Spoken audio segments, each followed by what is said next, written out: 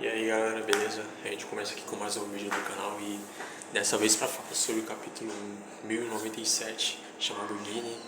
A gente logo de cara tem aqui na capa o pedido do Takashi, né? Sobre o Kuma, dele pescando com a Jinne, né? Durante um churrasco.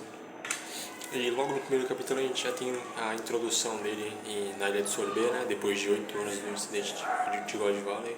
Seguindo adiante a gente tem aqui o Kuma com 22 anos, né? E a Jinny dizendo que vai casar com ele. Mas ele já fica logo surpreso de cara, falando que não quer isso e aquilo. E ela já puxa todo aquele drama, né? Padrão de mulher, mas aí ele já se... isso é logo explicado logo na sequência, né? Dele se lembrando do pai dele, que por ter sangue bucaneiro acabou sendo perseguido, foram feitos de escravos. E, cara, tem toda essa parte triste, né, da história dele que é relembrada. Ele já logo corta isso puxando o assunto do Dragon, e é interessante ver que esse é o momento que o Dragon começou a ser procurado pela Marinha, né, pelo governo mundial.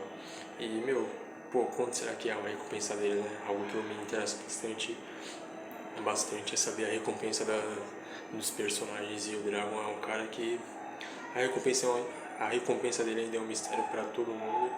E, pô, por ele ser o líder de um exército revolucionário que vai atacando muitos reinos, eu acredito que a recompensa inicial dele possa estar ali entre 20 e 50 milhões, talvez, por ele já ter sido provavelmente um oficial da marinha, por ele atacar reinos, destronar reis e tal, e impor uma revolução, né, em todo lugar que ele vai. E, bom, o Kuma também já deixa claro que vai pro mal um dia e tal, vai ajudar o pessoal, e isso casa muito bem com a personalidade do personagem, que novamente, né, não mostra nenhum traço de crueldade. Tipo, ele é realmente aquele gigante bondoso que tenta fazer o melhor para as pessoas. E logo depois, né, pulando de cena, a gente já vê que o rei já tomou algumas medidas drásticas, já dividiu o país no meio.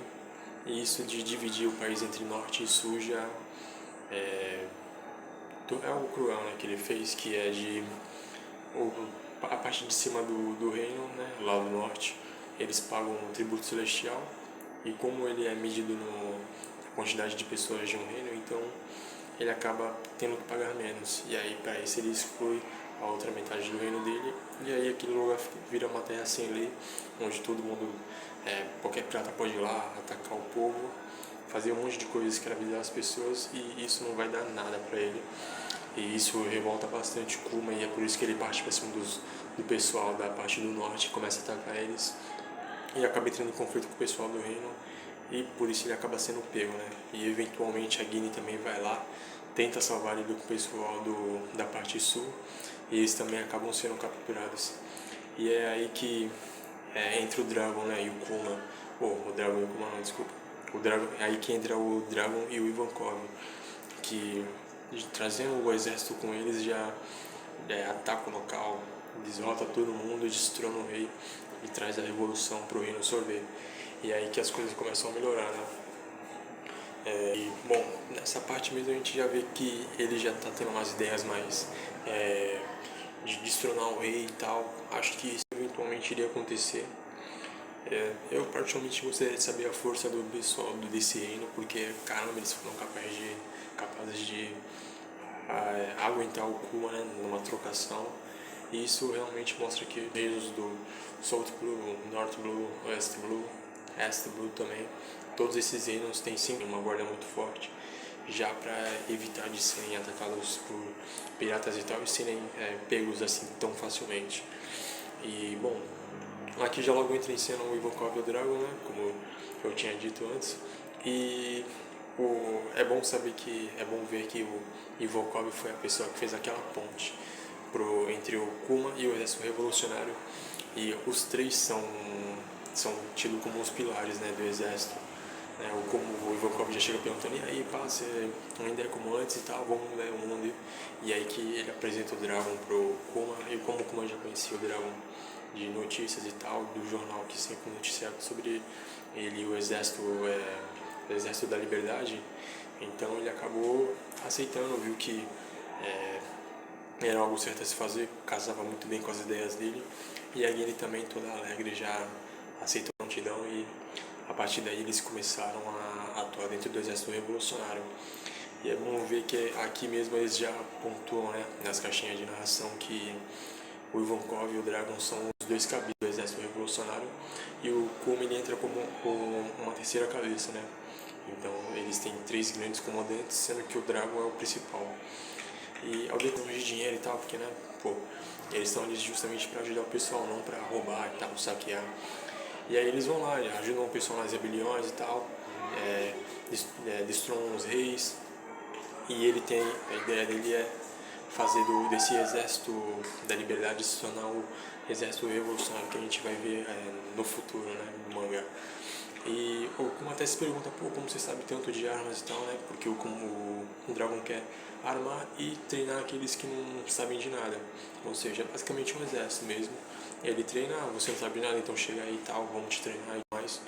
Tanto é que no flashback do Sabo, a gente até vê lá que todo mundo treina e tal, tem o Rock como o Tritão, que ele ensina o Karate Tritão pro pessoal que vai chegando. E isso é o natural, né? As pessoas aprendem a atirar, aprendem a sair no soco, né? E eles têm muitos instrutores dentro do exército revolucionário para deixar eles bem armados, bem capacitados para poder lutar com qualquer um. E justamente assim que eles conseguem ter esse impacto todo no mundo, né? E ter sucesso nas missões e tal. Tanto é que, a Chip 9 ela vive atrás dos líderes da revolução, dos líderes da revolução, e eles não vão tendo sucesso facilmente, né? Eles não conseguem executar os líderes justamente porque eles também são ótimos lutadores. E é isso que faz o exército ficar de pé, né? Sem precisar se preocupar com troca de líderes a todo momento. E, bom, aqui já é revelado também algo do Dragon que o pessoal teorizava bastante, que era bem forte, que era do Dragon ser um marinheiro.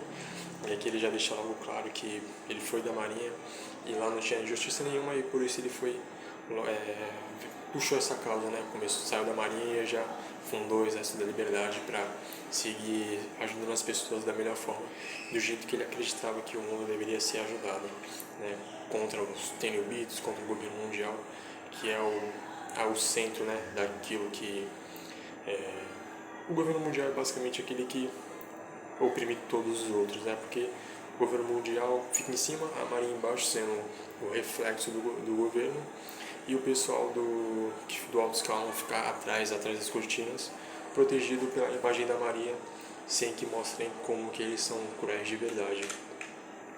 Aí desde que entrou no exército revolucionário, com uma vez ou outra ele aparece pelo Rio no sorvete e tal, sua terra natal, e o pessoal até fica feliz por ver ele, né? Já que ele é uma pessoa bem querida pelo povo, e a gente já vê que nessa altura do campeonato já está tudo bem, né? Isso é claro, isso foi depois de 8 anos, né, do ocorrido, né? Desde que ele se juntou ao Exército da Liberdade. Passados os 14 anos já, incidente de God Valley, né? E a gente já vê que ele a função que ele toma na ilha é a de um pastor, né? Do reino de Sorbet, e nela ele fica curando o pessoal com os poderes da Nico Níquel. Foi uma função que ele encontrou aí para Akuma no Mi no seu dia a dia. E isso ele só faz os domingos, né? Para tirar essa saúde da pessoa. E é interessante ver que ele tem um defeito, né? Ou imagina você ter esse benefício de poder tirar a dor de si mesmo ou de outras pessoas e simplesmente deixar a bolha lá. Isso é algo que com esse capítulo a gente viu que não pode ficar assim, e por isso ele tem que absorver essa dor toda, e ele faz isso todos os domingos, né? Toda semana ele recebe essa carga de dor e exaustão, sofrimento, e imagina o quão resistente ele consegue ser graças a isso, né? Pô, o cara durante anos ele tá ali pegando essa mesma dor e tal. Claro que em alguns tempos pode ser maior, outros menores, mas ainda assim é uma bolha bem grande. A gente consegue notar que é uma bolha gigante. Não é a mesma não é uma que se compara do Luffy em Thriller Bark, mas ainda assim ela é bem grande. Pô, você recebendo isso direto, você acaba ganhando uma resistência bem notória para fazer durante os combates, né? Você consegue durar mais.